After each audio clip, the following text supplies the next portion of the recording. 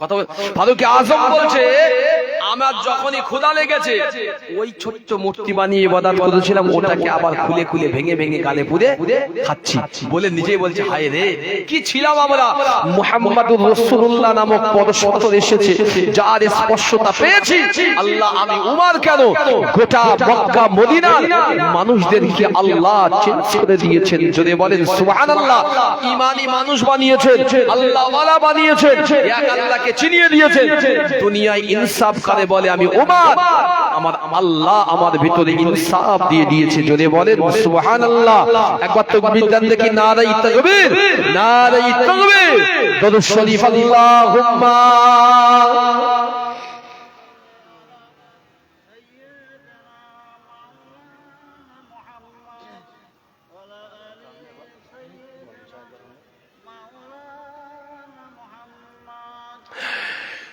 এ কেমন নূর পেলে ও গো মা আমিনা, ও গো মা আমিনা, তোমার লালের ছোঁয়ায় ধন্য এ জামানা, ধন্য এ জামানা। একবার যদি বলেন সুবহানাল্লাহ। আপনাদের সুবহানাল্লাহ শুনে তো দু চারজন লোক আসুক আর একটু মহব্বত করে বলেন সুবহানাল্লাহ। এ কেমন নূর পেলে ও গো মা আমিনা, ও গো মা আমিনা, এ কেমন নূর পেলে ও গো মা আমিনা, ও গো মা আমিনা, তোমার লালের ছোঁয়ায় ধন্য এ জামানা, ধন্য এ জামানা। খোদার ওই কাবা দুলে দুলে কয় মারহাবা, দুলে কয় মারহাবা। যদি বলেন সুবহানাল্লাহ। খোদার ওই কাবা দুলে দুলে কয় মারহাবা, দুলে কয় মারহাবা। বলে আজ এলো ধরায় এ যে কাবার কাবা, এ যে কাবার কাবা। খোদার ওই কাবা দুলে দুলে কয় মারহাবা, দুলে কয় মারহাবা। বলে আজ এলো ধরায় এ যে কাবার কাবা, এ যে কাবার কাবা। যার নূরে আলোকিত হলো এ জামানা, হলো এ জামানা।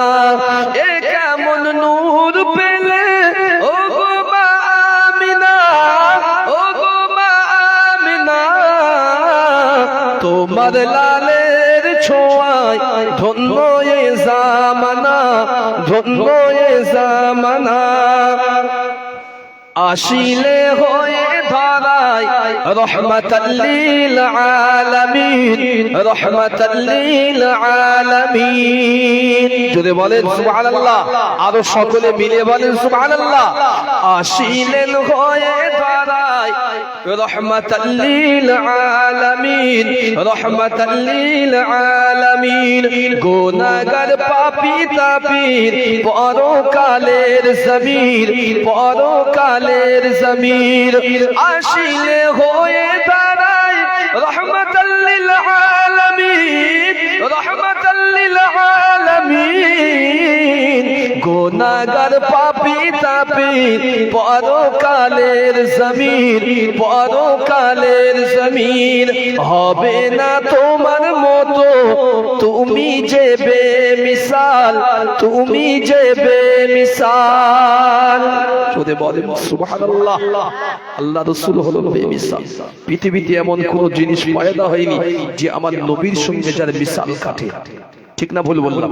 নবীর সঙ্গে কারোর মিসাল কাটে না। আমার নবী তিনি এক অদ্বিতীয় আল্লাহর পরে সৃষ্টির এমন একজন মহামানব যার সঙ্গে পৃথিবীর আর কোন সৃষ্টির তুলনা চলে না। এই জন্য যদি বলেন সুবহানাল্লাহ।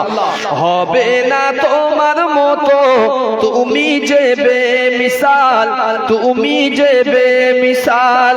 যে দেখে সেজন বলে এ যে রূপে কামাল, এ যে রূপে কামাল। হবে না তোমার মতো তুমি যে বেমিসাল, তুমি যে বেমিসাল।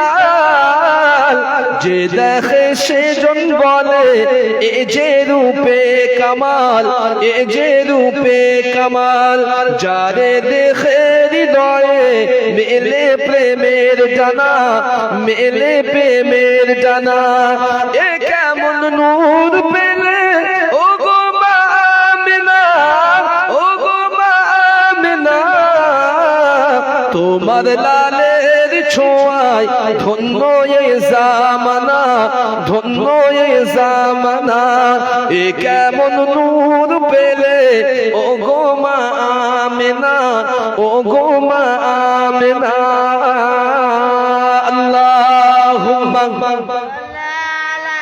سيدنا مولانا محمد وعلى آله سيدنا مولانا محمد আসুন ফিরে যাই সেই একটা জায়গায় শেষ করেছি ওটার দিকে একটু যাই মনে আছে আপনার আমার রাসূলকে মারার জন্য আবু জাহেলের রাসূলের বয়ে আনাকিত মানে রাসূলের বহনকিত খাজুরের বস্তাটি আমার আল্লাহ পাথরে পরিবর্তন করে দিয়েছেন আল্লাহ রাসূল 9 বছরের আমার নবী মনটা বড় খারাপ, মা নেই বাপ নেই দাদাহারা, চলে গিয়েছেন জঙ্গলের একেবারে কাছে মক্কা, গিয়ে চুপ করে হাতে একটা খাজুর নিয়ে বাম হাতে আল্লাহ রাসূল বসে আছে, মাঝে মধ্যে ডান হাতটা নিয়ে যে জায়গায় আবু জাহেল মেরেছিল সেই জায়গায় গিয়ে আস্তে আস্তে করে আমার হাত ভরে চুপ করে বসে বসে কাঁদে শিশু মুহাম্মদ সাল্লাল্লাহু আলাইহি ওয়াসাল্লাম। মুসলমান শুনে রেখে দেন, আবু জাহেল নিজের গোদামে গেল, ওই ইহুদির কথা শুনে মুহাম্মদ বিন আব্দুল্লাহর বহনকৃত বস্তা খুলে দেখলো সব পাথর। আবু জাহেল এবার নিজের গোদামের সমস্ত ওই খাজুরের বস্তাগুলো একে একে খুলতে লেগেছে। ও যুবকেরা, সিরাতের কিতাবের ভিতরে এসেছে ওই সময় মক্কার জমিনে ছিল আপনার খরমা খাজুরের সিজন ছিল, খাজুর ওই সময় পাকা অবস্থায় ছিল। আবু জাহেল হজের মৌসুম আসছিল, এজন্য খুরমা গুলো তার নিজের খাদ্য গোদামে মজুদ করছিল। ও যুবকেরা, আবু জাহেল একে একে অন্য বস্তাগুলো খোলে, কিন্তু না না ওই ইহুদি যেমন খোলে আবু জাহেল এক এক করে খোলে।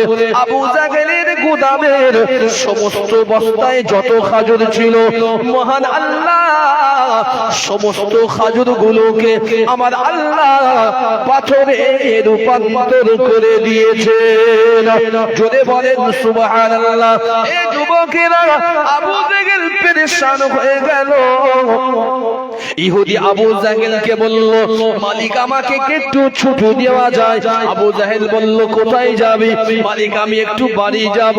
আবু জাহেল বলল, চলে যা, আমার মনটা বড় ভালো নাই।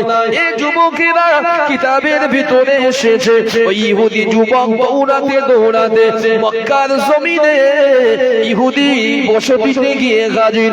ইহুদিদের একটা বড় অধিপতি ছিল, গোত্রপতি, তিনি ছিলেন ইনজিল তাওরাতের জ্ঞান রাখতো। তার কাছে গিয়ে হাজির, দরওয়াজায় নক করে বলল বাড়িতে আছেন? তিনি ঘরের দরওয়াজা খুলে দিলেন। এই যুবক বলল, আমাদের অধিপতি ও আমাদের লিডার, আমি এতদিন পর্যন্ত মক্কার জমিনে কাজ কাম করি, আমি মানুষের কর্মজীবনে খাটি, আজ পর্যন্ত এমন জিনিস আমি কখনোই দেখিনি। ইহুদি পণ্ডিত বলল, কি হয়েছে খুলে বলো। যুবক বলেছিল, ও আমাদের পণ্ডিত, আজকের অবাক করা কাণ্ড দেখেছি। আমার মনি বাবু জাহেল তার ভাতিজা এতিম ছেলে মুহাম্মদ বিন আব্দুল্লাহকে একটা চড় মেরেছে। ওই বেটা কাঁদতে কাঁদতে বিদায় নিয়েছে। অবাক হলেও সত্য, সমস্ত আবু জাহেলের গোদামের খাজুর গুলো ওই খানায় কাবার মালিক পাথরে পরিণত করে দিয়েছে। পাথরে পরিণত করে দিয়েছে। ইহুদি দৌড়ে দৌড়ে তাদের পণ্ডিতের কাছে গিয়ে বলছে, পাথরে পরিণত। পণ্ডিত অনেকক্ষণ থেকে বলতে, দাঁড়াও একটু ধৈর্য ধরো। উনি ওনার বড় কিতাব খুলেছেন, কিতাব খুলে বলছে, এই শুনবেন, যে দেখো আহমদ বলে একজন নবীর আবির্ভাবের কথা ছিল, তার আসমানে নাম হবে আহমদ। সেই নবী তারকা উদিত হয়ে তারকা শেষ, মানে তার জন্ম হয়ে গিয়েছে। তা যদি তাই হয় তাহলে কিতাবের ভাষ্য বর্ণনা অনুযায়ী আমরা নিশ্চিত থাকি যে মুহাম্মদ বিন আব্দুল্লাহ হলো আখিরি এবং তথা আল্লাহ পাকের রিসালাতের শেষ নবী। একবার জোরে বলে। এ তখন বলছে তাহলে আমরা কেন সাক্ষ্য দেই না, আমরা তার কাছে কেন যাব না? তো আমরা এই জন্যই যাব না, আমরা চেয়েছিলাম এই আখিরি নবীটা আমাদের গুরুত্বের থেকে আসবে, মানে বংশ থেকে। আমাদের বংশহিংসা আছে? বংশহিংসা নেই আমাদের? আরবের ছিল বংশহিংসা। ওরা বলছে সবাই জানতো আবু জাহেল, আবু লাহাব, উতবা, শাইবা, শিবা, মুগীরা, আবু সুফিয়ান সব জানতো যে মুহাম্মদ বিন আব্দুল্লাহ হচ্ছে আল্লাহর নবী। শুধু না মানার প্রধান কারণ ছিল নিজেদের কর্তৃত্বটা হারিয়ে ফেলবে ভয়, নিজেদের অস্তিত্ব বিলীন হয়ে যাবে ভয়তে ওরা স্বীকার করেনি কখনো। কিন্তু আদতে ওরাও একটা পিরিয়ডে ওরাও সকলেই মিলে ওই মূল হেড গোষ্ঠী যারা ওরা নিজেরাই বসে মেনেছিল হ্যাঁ মুহাম্মদ বিন আব্দুল্লাহ হচ্ছে সত্যিকারের আল্লাহ পাকের নবী। একবার যদি বলেন সুবহানাল্লাহ। তাই যদি না হবে আল্লাহর নবীর উপরে যখন ওহী অবতীর্ণ হতো আর আল্লাহ পাকের মহান নবী যখন ওই ওহীগুলো শোনাতো, একটা তারিখে দেওয়ার জন্য পড়বেন কিতাবের বর্ণনা সহিহ বুখারীর ভিতরে এসেছে। আরবের সেই সময় বিখ্যাত কবি ছিল প্রাক ইসলামিক যুগে, তার নাম ছিল কবি লাবিদ।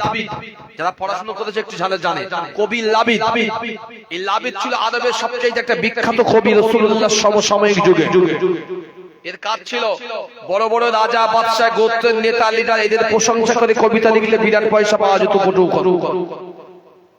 আবু জেহেল দ্বারস্থ হয়েছে, শোনো তুমি যদি কি পারবে মুহাম্মদ বিন আব্দুল্লাহর মতো একটা কবিতা লিখে দিতে। লবিদ বলল কেমন কবিতা?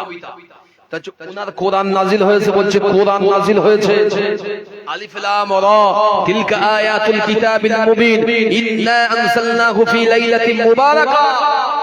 পবিত্র বরকত রজনী অবতীর্ণ হয়েছে, তুমি একটা কি পারো না একটা আয়াত লিখে দিতে? লাবিদ বলল আমি কথা দিয়ে গেলাম মক্কার মানুষের সামনে আমি 3 দিনের ভিতরে বড় চার্ট তৈরি করে লিখে খানায় কাবায় ঝুলিয়ে দেব। প্রাকৃতিক যুগে আইয়ামে জাহিলিয়াতের যুগে যত বড় বড় মনীষী ছিল প্রত্যেকের নিজের কেরামতি দেখিয়ে লিখে দেওয়ালে সাজিয়ে দিয়ে আসতো। এটাই ছিল নিয়ম। লাবিদ বাড়ি গিয়েছে, 3 দিন চলে গেল, 5 দিন, 10 দিন, 1 মাস, 2 মাস। লাবিদের ভিতরে মনেও হয় না কি করে লিখবো, পাল্টা পারলো না। আমার আল্লাহ আমার হাবিবে পিয়ারার উপরে আবার ওহী অবতীর্ণ করলেন, হাবিব ওদেরকে জানিয়ে দাও কি কাইফা তাখফুরুনা বিল্লাহি ওয়া কুনতুম আমওয়াতান। হে হাবিব ওদের বলে দাও যে আমি আল্লাহ তোমাদেরকে জানিয়ে দিলাম তোমরা তো একটা সময় সুম্মা ইউমীতুকুম সুম্মা ইহয়িকুম, তোমরা তো একটা সময় মৃত ছিলে, মৃত তোমরা ছিলে মৃত, আল্লাহ জীবিত করেছি মায়ের হেরেমে গর্ভে, আবার তারপরে একটা সময় মৃত, আবার মৃত্যু হবে, আবার কিয়ামতের দিনে আমি আল্লাহ তোমাদেরকে তুলবো। ওদেরকে জানিয়ে দাও, পাল্টা যদি দিতে পারে দোয়া তো দূরের কথা, একটা আয়াতের প্রেক্ষাপটে নাজিল ওদের ক্ষমতা নাই। একবার যদি বলেন সুবহানাল্লাহ। আরবের মানুষ বুঝে গেল, আবু জেহেলও বুঝে গেল, কিন্তু বুঝলি হবে কি ওর চিন্তা ভাবনা ছিল আলাদা। সর্বনাশ, ও যদি স্বীকার করে নেয় মুহাম্মদ বিন আব্দুল্লাহ আল্লাহর নবী, ও রাজপথ থাকবে না, রাজ্যপাট থাকবে না, গদি থাকবে না, মেয়ারগিরিও থাকবে না। এই ভয়তে আমার নবীকে কখনো নবী বলে মানেনি। যাক ফিরে আসুন, আল্লাহর নবীকে মারার জন্য আবু জেহেলের পুরো গোডাউনটা আমার আল্লাহ পাথরে পরিবর্তন করে দিয়েছেন। পয়েন্টগুলো শুনবেন, পরে পয়েন্টে আসি। আবু জেহেল ঘর থেকে বার হয়েছে হন্তদন্ত করে, সাথে একটা লাঠি নিয়ে যাচ্ছে কার কাছে? মুহাম্মদ বিন আব্দুল্লাহর বাড়িতে, মানে চাচার বাড়ি আবু তালিবের বাড়িতে যাচ্ছে। আবু জেহেল গিয়েছে, গিয়ে হাঁক পেড়েছে, আবু তালিব কোথায়? ভিতর থেকে আবু তালিবের বিবি চিনি বললেন আবু তালিব বাড়িতে নেই। কোথায় গিয়েছে? উনি কর্মের জন্য শিকারে গিয়েছে। শিকারে কেন? আবু তালেব আসলে বলবে আমার সঙ্গে যেন দ্রুত এসে দেখা করে, দ্রুত। আবু তালেব শিকার থেকে ফিরে এসে বিবি সাহেবান বলল আবু জেহেল এসেছিল মক্কার লিডার, আপনাকে ইমিডিয়েটলি দেখা করতে বলেছে। খুব গুস্সাইত ছিল আবু তালেব, নিজের ওই তীর ধনুক আর ফেলেনি, ওই অবস্থায় গিয়েছে আবু জেহেলের বাড়িতে। কি হয়েছে? তুমি আমার বাড়িতে গিয়েছিলে কেন? কি হয়েছে? কি হয়েছে? এদিকে এসো। কি? এসো। হাত ধরে নিয়ে গোডাউনে গিয়েছে, কি বলছে, দেখো তোমার ভাতিজার কাণ্ডটা দেখো। আমি তোমার ভাতিজাকে একটা খাজর দিয়েছি আর একটা দেইনি বলে, মন পছন্দ হয়নি বলে তোমার ভাতিজা জাদু করে আমার সমস্ত খাজরগুলো ধ্বংস করে দিয়েছেন। যদি বলেন সুবহানাল্লাহ। আবু তালেব মুখ করে চেয়ে আছে, বলে কি, হ্যাঁ বলে সত্যিকারের কথা বলো, কি হয়েছে মনে রাখো, কি হয়েছে সত্যি বলো। তো বলছে, আমি তোমার ভাতিজার একটা বোঝা বহন করেছিলাম, দুটো খাজর দেবো বলেছিলাম, একটা দিয়েছি, ও জিদ ধরে বসেছিল আর একটা দিতে হবে, আমি দেইনি বলে ও বদদোয়া করে চলে গেল, তুমি কিচ্ছু করোনি। আচ্ছা, আমি একটা চড় মেরেছি, বিশ্বাস করেন আমি আপনাকে বর্ণনা করছি, আমার কথা যেন খারাপ ভাববেন না। শিক্ষিত কিছু আপনারা আছেন, আল্লাহ শিক্ষা দিয়েছেন। আবু তালিবের যেই শুনেছে আবু জেহেলের কাছ থেকে যে আমি চড় মেরেছিলাম একটা, আবু তালিবের গোটা চেহারার ভিতরে যেন কারেন্টের বিদ্যুতের নাই যেন ভিতরে রাগ অত চাইতে বেশি গতি, এত বড় ক্ষমতা। তুই আমার ভাতিজার গায়ে হাত তুলেছিস, আমার ভাতিজার গায়ে হাত তুলেছিস, তুই হাত তুললি কেন? বলছে তোমার ভাতিজা হাত তুলেছি কেন সেটা বলে বাবা, ভাতিজা জাদু করেছে বিচার হবে, বিচার শুনেলে আবু জাহেল, আমার ভাতিজা কোথায়? ওদিক চলে গিয়েছে, আর বলতে পারবো না। যদি আমার ভাতিজার কোনো আঘাত লাগে, আমি যদি দেখতে পাই, এই তীর ধনুক আমাকে দেখ, আমি তোকেও ছাড়বো না, আমি একটু ফিরছি আমার ভাতিজার কাছ থেকে। যদি বলেন সুবহানাল্লাহ।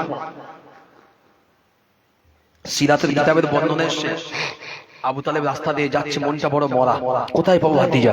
আর যেতে যেতে ওই ইহুদির সঙ্গে দেখা, ওই ইহুদি যুবক ও পূর্ণ ঘটনাটা বর্ণনা করলেন যে তোমার ভাতিজার সঙ্গে এই ব্যবহার করা হচ্ছে।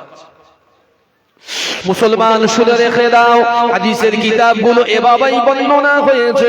আল্লাহ নবী যখন আবু জাহেল মেরেছিল, আল্লাহ পাকের নবী একা একা এক হাতে একটি খাজুর নিয়ে আর এক হাতে নিজের এই চাবালি কিংবা মুখের অংশই ঘষতে ঘষতে আল্লাহ নবী 9 বছরের যুবক, আল্লাহ পাকের 9 বছরের নবী চলে গেলেন মক্কার জঙ্গলের পাদদেশে বসে বসে আল্লাহ নবী রোনা জারি করে। আল্লাহ নবী একাকী নিজের হাতের খাজুর নিয়ে বলতে থাকে, রব্বুল আলামিন আল্লাহ, এই দুনিয়ায় আমার মা নাই, আল্লাহ পাক আমি একজন বাবা হারা, আল্লাহ আমার দাদাও বিদায় নিয়েছে, রব্বুল আলামিন আল্লাহ, এই দুনিয়ায় আমার খোদা তো লাগে, আল্লাহ আমি তো একজন মানুষ, আল্লাহ আমার খোদার যাতনাটা বড় হয়, আল্লাহ পাক মানুষ কেমন এমন হতে পারে, নিজের চাচাও আমার সঙ্গে বেঈমানি করলো, আমার হকটা যেই না চাইতে গিয়েছি চাচা আমাকে একটি চড় মেরে দিয়েছে। ও যুবকেরা, আল্লাহ নবী বসে বসে জঙ্গলের ধারে কাঁদেন। মহান আল্লাহ পাকের দরবারে আমার আল্লাহ পাক আর সহ্য করতে পারলেন না, আমার হাবিবকে দুনিয়ায় পাঠিয়েছি যাকে আমি আল্লাহ ওয়ামা আরসালনাকা ইল্লা রাহমাতাল লিল আলামিন, আমি আল্লাহ আমার হাবিবকে গোটা জগতের জন্য রহমত স্বরূপ পাঠিয়েছি। ও যুবকেরা, আল্লাহ পাক বিরুহিল কুদুস, আল্লাহ পাক নূরে মুজাসসাম ফেরেশতা জিবরিল আমিনকে পাঠালে, ও আমার ফেরেশতা জিবরিল চলে যান, ও ফেরেশতা জিবরিল চলে যান আমার হাবিবে প্যারার কাছে চলে যান, জঙ্গলের জন্তু জানোয়ার গুলোকে হুকুম দেন, ও ফেরেশতা জিবরিল ওই জঙ্গলে অনেক সিংহ আছে, অনেক বাঘ আছে, অনেক হরিণ আছে, আমি আল্লাহ পাক ঘোষণা দিয়ে দিলাম, ও ফেরেশতা জিবরিল আপনি জঙ্গলের হরিণ কাছে গিয়ে বলেন, জঙ্গলের সিংহ কাছে গিয়ে বলেন, আল্লাহ পাক আমার হুকুমটা শুনিয়ে দেন। আমার হাবিব একা একা বসে রোনা জারি করে, ও নূরে মুজাসসাম, ও ফেরেশতা জিবরিল আপনি চলে যান, চলে যান, আমার হাবিবে প্যারা ওই জঙ্গলের পাশে একা একা বসে রোনা জারি করে, আমার হাবিবের মনটা বড় খারাপ, আমার হাবিবে প্যারার চেহারাটা যেন ফ্যাকাশে। ও ফেরেশতা জিবরিল আপনি গিয়ে জঙ্গলের জন্তু জানোয়ার গুলোকে বলেন আমার হাবিবে প্যারার সঙ্গে নিয়ে আমার হাবিবে প্যারার সাথে যেন সমব্যথী হয়ে যায়। জোরে বলেন, আরো জোরে বলেন সুবহানাল্লাহ। এ তরুণেরা শুনে রেখে দেন, আল্লাহ পাকের ফেরেশতা বিরুহিল কুদুস নূরে মুজাসসাম ফেরেশতা জিবরিল আলাইহিমুস সালাম এসে হাজির হলেন, জঙ্গলের জন্তুদেরকে হুকুম করলেন, জিবরিল দূরে দাঁড়িয়ে আছে, জঙ্গলের সিংহ আসলেন, আল্লাহ নবীর সামনেই বসলেন, সিংহর চোখ দিয়ে পানির টুসা গড়ায়, সিংহর জবানি খুলে গেল, আর একটু শুনে দূরে একটা হরিণী আসলো, হরিণের পাঁচক দিয়ে পানির টোসা করায় আল্লাহ পাক জবানগুলো খুলে দিলেন, সিংহ জবান দিয়ে বললেন আসসালামু আলাইকা ইয়া রাসূলুল্লাহ ইয়া হাবিবাল্লাহ। জোরা বেয়াদবি নেবেন না ইয়া রাসূলুল্লাহ, ওই দুশমন আবু জাহেল আপনার নুরানি চেহারায় চড় মেরেছে। ইয়া রাসূলুল্লাহ ইয়া হাবিবাল্লাহ, আপনার মনে হয়তো এমন হচ্ছে যে আমার জন্য সমবাদী কেউ নাই, কিন্তু না না না না, শুধু আমরা নয়, আল্লাহ পাকের তামাম সৃষ্টি জাগান আপনার দুঃখের সমবাদী, আপনার গালে যেই না চড় মেরেছে আল্লাহ পাকের আসমান জমিনের সমস্ত সৃষ্টি জীবগুলো যেন থমকে দাঁড়িয়ে গিয়েছে। নারায়ে তাকবীর, নারায়ে তাকবীর, নারায়ে তাকবীর। আল্লাহ নবীর গায়ে হাত তোলা পৃথিবীর কোন সৃষ্টি জীবের ভিতরে এমন নেই যে আমার নবীর গায়ে হাত তুলবে আর আল্লাহ ছেড়ে দেবে। আল্লাহ ছেড়ে দেবে ভাবলেন কি? এক্সাম্পল একটা রাখছি, অসুবিধা হচ্ছে আপনাদের? একটা এক্সাম্পল শুনে নেন। আমি যে কটা ইনশাআল্লাহ কথা বলছি আমার ব্যক্তিগত কোনো তথ্য ভান্ডার নেই, যা বলছি কোরআন হাদিস ইনশাআল্লাহ রয়েছে বলে আপনাকে আমি বলে দিয়ে যাচ্ছি। আশরাফ আলী থানভীর একটা তথ্য শুনে নেন। এই দুনিয়ায় বর্ষাকাল আসে তো, আসে তো, রাস্তাঘাটে যেতে গেলে দেখবেন জুতো অনেক সময় পা আপনার কোনো একটা কারণে হয়তো একটু জোরেই পড়ে গেল, জুতোর একটা অংশ কাদা ছিটিয়ে যায় না? একজন পাগল রাস্তা দিয়ে যাচ্ছে, দুনিয়ার মানুষ তাকে পাগল বলে। শুনবেন এটা, দুনিয়ার মানুষ পাগল বলে।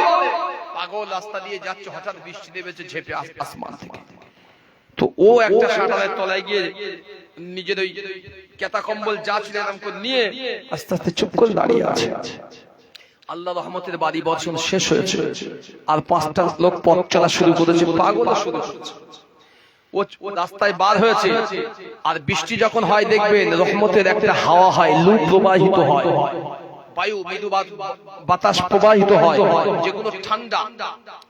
তা পাগল কাঁপছে আর বলছে প্রচন্ড ঠান্ডা লাগছে, ক্ষুধাও লেগেছে। পাগল বলছে ক্ষুধাও তো লেগেছে, বিড়বিড় করে বলছে ক্ষুধাও লেগেছে। কিছুটা দূর গিয়েছে রাস্তা দিয়ে, মার্কেট তো, একটা হোটেলওয়ালা দেখতে পেয়েছে এই পাগলের দিকে আয়। পাগলের আচ্ছা খাবি খাবি, খিদে পেয়েছে তো?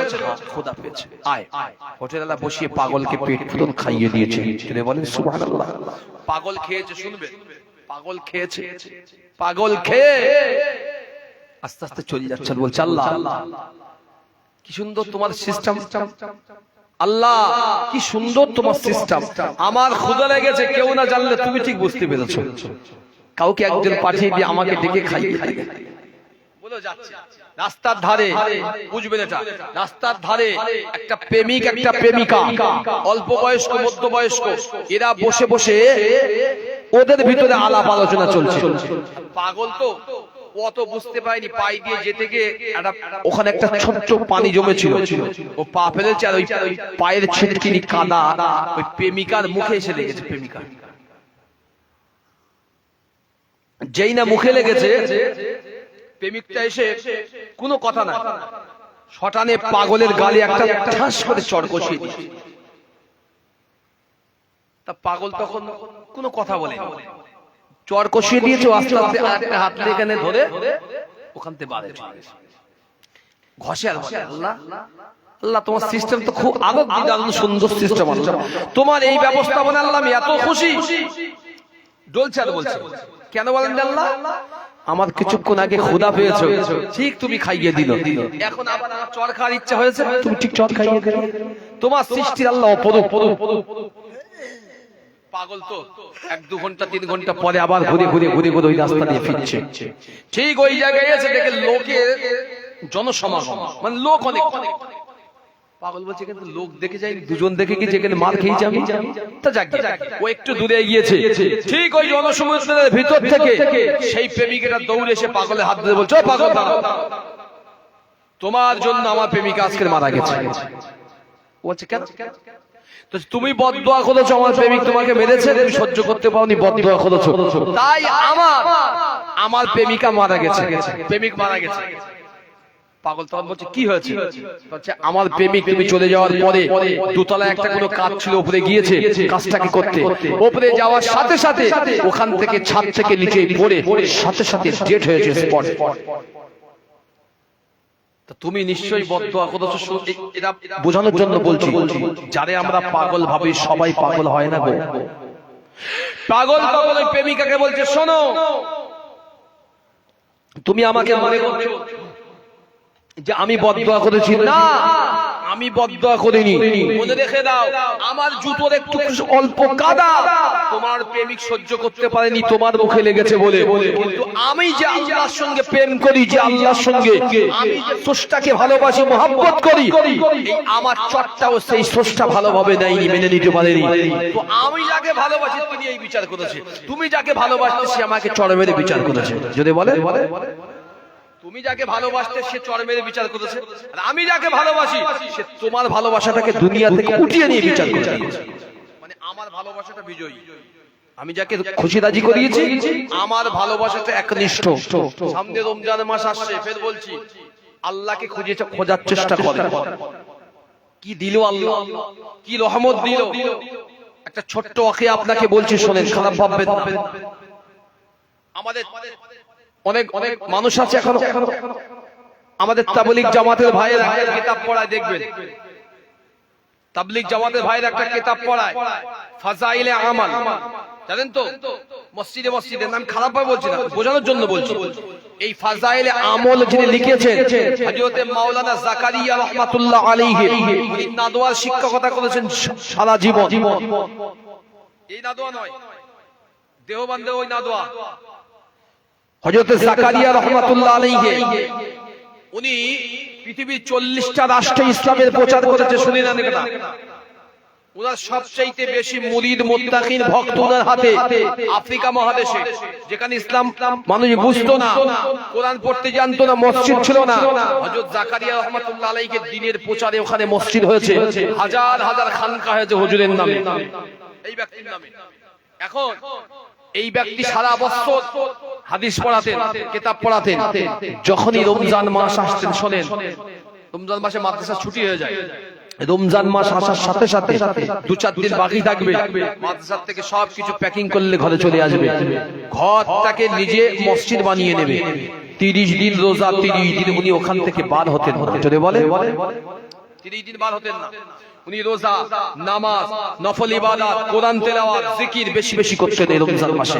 কাউকে পড়াতেনও না, কাউকে কোনো ফতোয়াও দিতেন না, বলতেন না, বার হতেন না। ওনার দরওয়াজা বন্ধ থাকতো, সময় মতো খুলবে, ইফতারি চলে যাবে, সময় মতো বন্ধ। কোন একজন রিওয়ায়াত আছে সেই যুগে দিল্লির কোন একজন বাদশাহ আওলাদ বংশধর এসেছিলেন। উনি আপনার উত্তরপ্রদেশে যে জায়গা হুজুরের বাড়ি, ওই জায়গা ট্রেন স্টেশন থেকে নেমেছে, নেমে দেখা করতে যাচ্ছে সাক্ষাতের জন্য। লোক জিজ্ঞেস করছে কোথায় যাবে? আপনি তো বাদশাহ আত্মীয়। বলছে আমি জাকারিয়া হুজুরের সঙ্গে বসে একটু সাক্ষাৎ করতে যাবে। আপনি কি পাগল আছেন? আপনি জানেন না শায়েখের এখন রমজান মাস চলছে, শায়েখ এখন দেখা করবেন না। যার সঙ্গে সাক্ষাৎ হয়েছে প্রত্যেকটি মানুষ একটা কথাই বলেছে, শায়েখের এখন রমজান মাস দেখা করবে না। উনি সারাদিন চক্কর কেটেছে, আসরের পরে দরওয়াজায় নক করেছে, বলছে আমি অমুক, আপনার সঙ্গে সাক্ষাৎ করতে এসেছি কিন্তু পেলাম না, চলে যাচ্ছে নিরাশ হয়ে। সত্যি রোজা তো আমাদের ওখানে হয়, রোজা তো আমরাও রাখি, কিন্তু আপনার মতো রোজাদার আর রোজদার আল্লাহর বান্দা আমার জীবনে আমি দেখিনি। চলে বলেন সুবহানাল্লাহ। তাওয়াক্কুল আল্লাহর উপরে, কার উপরে? যদি বলেন কার উপরে? আল্লাহর উপরে। রোজা তো আল্লাহরই জন্য। কার জন্য রোজা? কার? as-sawmul junnah। কার রোজা? আল্লাহ। এই রোজাদারের সমস্ত ক্রেডিট, রোজাদারের যা কিছু দেওয়ার দরকার, উপহার উপটৌকন, আল্লাহ বলেছে আমি নিজে দেব, আর সেটা অন্য কিছু না। আলেমদের মুখে বহু শুনেছেন, আল্লাহ স্বয়ং একদিন আসবে জান্নাতীদেরকে, আমার আল্লাহ স্বয়ং দিদার দেবে। একবার যদি বলেন সুবহানাল্লাহ। আমরা তো বলি জান্নাতের একটা গেটের নাম, দরওয়াজার নাম হলো রাইহান, যেখান থেকে রোজাদাররা প্রবেশ করবে। এটা সত্য, কি সবচেয়ে বড় সত্য হলো আল্লাহ স্বয়ং জান্নাতে রোজাদারদের এবং জান্নাতি ব্যক্তিদের আমার আল্লাহ স্পেশাল ভাবে দিদার দেবেন। একবার যদি বলেন সুবহানাল্লাহ। যে আল্লাহকে দেখা বড় অলিক, বড় অলিক কখনো প্রশ্ন ধ্যান ধারণা করবেন নিজে নিজে যে তাই তো জীবনে তো আল্লাহ আছে, আল্লাহকে আল্লাহ আমাদের স্রষ্টা প্রভু, তিনি খালিক মালিক, আল্লাহকে কোনোদিন ধ্যান ধারণায় আনা যায় না। আল্লাহ কেমন দেখতে, রূপ চেহারা তাও বুঝতে পারলাম না, আল্লাহর অস্তিত্ব বুঝতে অনুভব করতে পারলাম না, আল্লাহ কোথায় থাকে, কি খায়, কি চাই তাও বুঝলাম না, তবু আল্লাহকে মানবো কেন?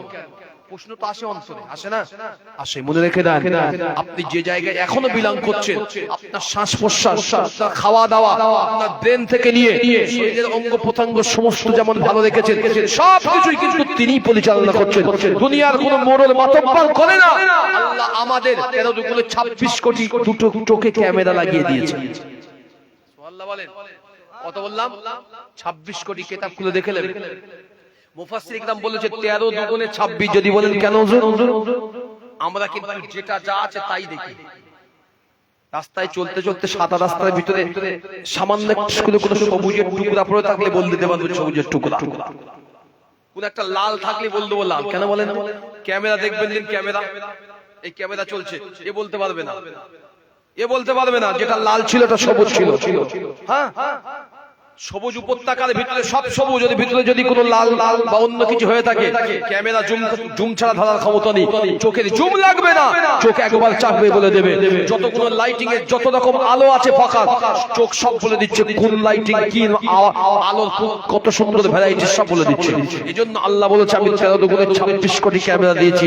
এমন এমন চোখের ভিতরে আমি আল্লাহ শীত দিয়েছি, মাথার চুলের চাইতে সরু। বিজ্ঞানীর বাবার ক্ষমতা নেই, একটা শির যদি নষ্ট হয় চোখের অন্তর্গত হয়ে যাবে।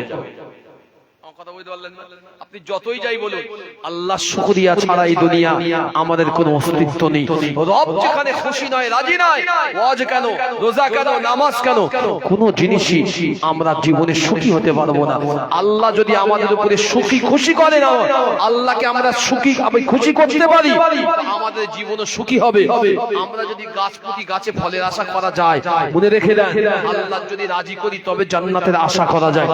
আল্লাহ যদি রাজি না করতে পারি, নাফরমান থাকি, জান্নাতের আশা তো দূরের কথা, জাহান্নামের কোন পাদদেশে আল্লাহ আমার রাখবে এই চিন্তা ভাবনা করাও আমাদের জন্য দুঃসাধ্য। ফিরে আসুন আবু তালিব চাচা, শুনে নেন হাদিসের রিওয়ায়াতগুলো। মুফাসসির ইকরাম লিখেছে, বিশেষত আল্লাহ রাসূলের কলিজার টুকরা সাহাবী হযরত আব্দুল্লাহ ইবনে আব্বাস রাদিয়াল্লাহু তাআলা আনহুমা, মুফাসসির উনি পৃথিবীর সেরা মুফাসসির ছিলেন। উনি লিখেছেন আবু তালিব আমার নবীকে এই কলিজা আমাদের যে হাড় আছে হাড়ের এখানে নিয়ে প্রতিদিন ঘুমাতেন, কিন্তু নিজের ছেলে আলীকে কোনোদিন ওখানে ঘুমাননি। আমার নবীকে নিয়ে আবু তালিব এখানে নিয়ে ঘুম পাড়াতেন, কারণ আব্দুল মুত্তালিব ইন্তেকালের আগে 9 বেটাকে ডেকেছিল, যেহেতু 10 বেটার এক বেটা আগেই চলে গিয়েছিল, 9 বেটাকে ডেকে বলেছিল আমার এই মা মরা বাপ মরা এই এতিম নাতির দায়িত্বটা কে নিবে। একে একে সব অস্বীকার করেছিল। আব্দুল মুত্তালিবের একমাত্র ছেলে আবু তালিব বলেছিল আমি নেব, কারণ আল্লাহ রাসূল আর আবু তালিব একই মায়ের গর্ভের সহোদর ভাই ছিল। একবার জোরে বলেন সুবহানাল্লাহ। আপন রক্ত কখনো বেঈমানি হয় না, তাই না? আপন রক্ত বেঈমানি হয় না। উনি বলেছে আমি নেব। সেই দিন থেকে আমার নবীকে কলিজার পাঁজরার সঙ্গে রেখে আবু তালিব রাসূলকে মানুষ করেছেন। জীবনে কোনোদিন আবু তালিব থাকতে রাসূলের উপরে আঁচল পড়তে দেয়নি। এমন ইতিহাস খুলে দেখবেন, শিয়াবে আবি তালিব যে বছর রাসূলকে 2 বছর কষ্ট দেওয়া হয়েছিল, ওই সময়ও আবু তালেবের উপরে কোনো আপনার নিষেধাজ্ঞা জারি ছিল না। তা সত্ত্বেও আবু তালেব নিজে আমার নবীর ভালোবাসায় শিয়াবে আবি তালিবে গিয়ে নিজের জীবন যাপন করেছিলেন। যদি বলেন, কিন্তু তার নসিব ঈমান হয়নি। মুসলমান শোনো, আমি দাড়ি আছি বলে, টুপি আছি বলে, জুব্বা আছি বলে, আমি হুজুর বক্তা বলে, দুটো কথা বলতে পারি বলে আমার যে ঈমান অবস্থায় মউত হবে গ্যারান্টি আমি দিতে পারবো না। কত মানুষ দেখেছি, কত এই দাম আমার কত পায়ের নিচে ঘুরিয়ে পড়ছে জামা, এত আল্লাহওয়ালা দেখলে মনে এর মতো আল্লাহওয়ালা দুনিয়ায় নেই। কর্মজীবনে গিয়ে দেখছি দুনিয়ার সবচেয়ে নিকৃষ্ট সুদ ঘুষ জিনা ব্যভিচারের সঙ্গে জড়িত। কথা বলতে পারলেন না? আছে সমাজে। এজন্য আবু তালেব কিন্তু ভালো মানুষ ছিল, খারাপ ছিলেন না। রাসূল শত চেষ্টা করেও রাসূল হেদায়েত দিতে পারেনি। আল্লাহ বললেন হাবিব ইন্না আলাইনা লাল হুদা, হেদায়েত তো আমার উপরে, আমি আল্লাহ ইচ্ছা করলে যাকে ইচ্ছা তাকে হেদায়েত দেব। তোমার কাছে আমি ডিপার্টমেন্ট দেইনি হাবিব, তুমি চেষ্টা করো না, বেথা তোমার চাচাকে আমি আল্লাহ হেদায়েত দেব না। কথা বলেন দিন আল্লাহর কথা। ফিরে আসুন। আবু তালিব হন্তদন্ত হয়ে খুঁজতে যাচ্ছে পেরেশান, আমার রাসূল আমার এতিম ভাতিজা কোথায় আছে জঙ্গলের দিকে। কারণ ওই যে ইহুদি যুবকটা বলে দিয়েছে আপনার ভাতিজাকে আমরা জঙ্গলের দিকে যেতে দেখেছি। হাদিস শরীফের ভিতরে এসেছে সিরাতের কিতাবে আল্লাহ নবী যখন বসেছিলেন মুসলমান, আল্লাহ নবীর পাশে সিংহ এসেছিল, আল্লাহ নবীর পাশে বনের হরিণী গুলো এসেছিল। আল্লাহ নবীর দুঃখে বেদনায় তারা সমব্যথী হলেন। ও যুবকেরা, জঙ্গলের জন্তুরা কথা বলতে লাগলেন, জঙ্গলের হরিণীরা কথা বলতে লাগলেন। আল্লাহ নবী শিশু মুহাম্মদুর রাসূলুল্লাহ সাল্লাল্লাহু আলাইহি ওয়াসাল্লাম 9 বছরের রাসূল আমার বসে বসে সিংহের সাথে কথা বলেন। ও যুবকেরা, আল্লাহ নবী সিংহের সাথে কথা বলেন। সিংহ আল্লাহ নবীর দিকে তাকায়, আবু জাহেলের চড় মারার জায়গায় সিংহ তাকায়, আর সিংহ নিজের চোখ দিয়ে পানির টোসাগুলো গড়িয়ে ওই জঙ্গলের খাসেতে পড়ে। সিংহ বলে, ইয়া রাসূলুল্লাহ, ইয়া হাবিবাল্লাহ, হুজুর আমার বড় ইচ্ছা হয়েছিল এই শয়তান আবু জাহেলকে যদি এই জঙ্গলের ভিতরে কোন অংশে পেতাম, আমি ওর হাড্ডি গুন্ডি গুলো এই দুনিয়ার জমিনে রাখতাম না। সিংহ বলতে বলতে বলে ফেলেছিলেন, ইয়া রাসূলুল্লাহ, ইয়া হাবিবাল্লাহ, হুজুর আমরা হলাম আসাদ, আমরা হলাম সিংহ। ইয়া রাসূলুল্লাহ, আমরা হলো জন্তু জানোয়ার, আমাদের স্থান হলো বন জঙ্গলে। ও আল্লাহ পাকের নবী, আমার বড় ইচ্ছা ছিল, আশা ছিল আপনি আখিরি জামানার নবী হবেন। আল্লাহ আপনাকে আখিরি জামানার নবী করেছে। ইয়া রাসূলুল্লাহ, ইয়া হাবিবাল্লাহ, আল্লাহ শুধু আপনাকে মানুষের নবী করেনি, আল্লাহ খলাকাল ইনসানা মিন সালসাল, আল্লাহ মানুষ ও জিনের নবী তো করেনি, বরং আল্লাহ গোটা সৃষ্টি জগতের সকল মাখলুকের নবী আপনাকে করেছে। ইয়া রাসূলুল্লাহ, ইয়া হাবিবাল্লাহ, হুজুর আমার বড় ইচ্ছা ছিল জীবনে মরণের আগে অন্তত একবার ইয়া রাসূলুল্লাহ, ইয়া হাবিবাল্লাহ, আপনার দিদারটা আমি করতে চাই। আজকের দিনে সান্নিধ্যটা আমার বড় লাভ হলো। ইয়া রাসূলুল্লাহ, আমার জীবনের তামান্নাটা মিটে গেল।